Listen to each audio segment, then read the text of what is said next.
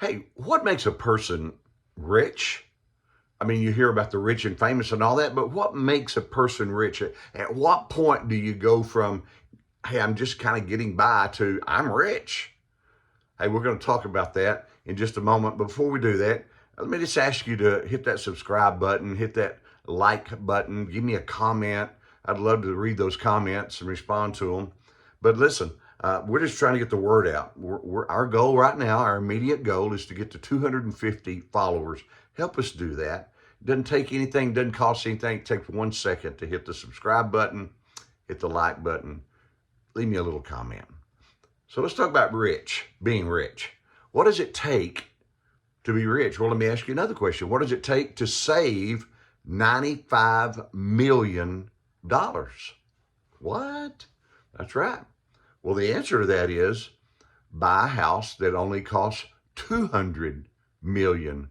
You see, it was listed for 295, but they got the people to come down to $200 million.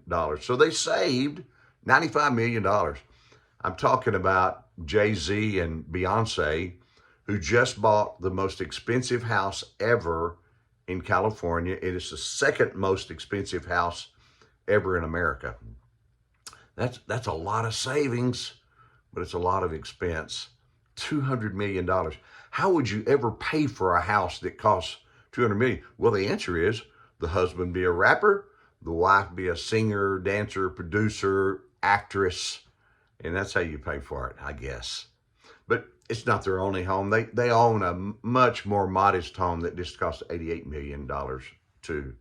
That's a lot of records, right?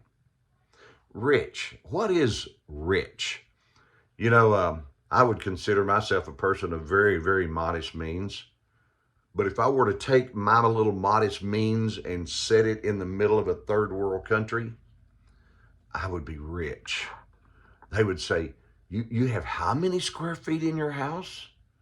You have running water in your house? You have electricity? You have 2 cars? How do you afford 2 cars? And on and on and on it would go. I would be rich in that third world country. Here, modest means, right? But is that what really makes a person rich or not? You see, I think there's 2 different kinds of riches. There is that financial rich, whatever number that is, it's more than I've got. And then there's the personal richness. You see, I think if you really want happiness, if you really want to find contentment and peace, you're going to find it with the personal happiness, the personal richness. And that comes through relationships. You see, if the financial brought happiness and contentment and all that, now you can have that and still have the riches, but not all have that. If it were, well, those famous people who die and they're rich and they're unhappy and whatever, they would all find contentment. They would all find happiness, but they don't, because the real contentment and happiness comes from relationships. There's the real richness.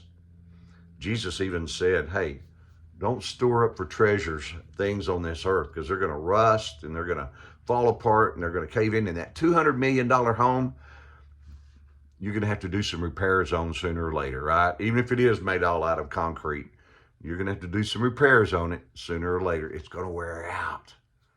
Relationships, that's where the richness is. And the one that's reaching out to us to have the number one relationship of all time, Jesus Christ. Hey, think it over. Have a great week. I'm Scott Shepherd, and this is Good News for You.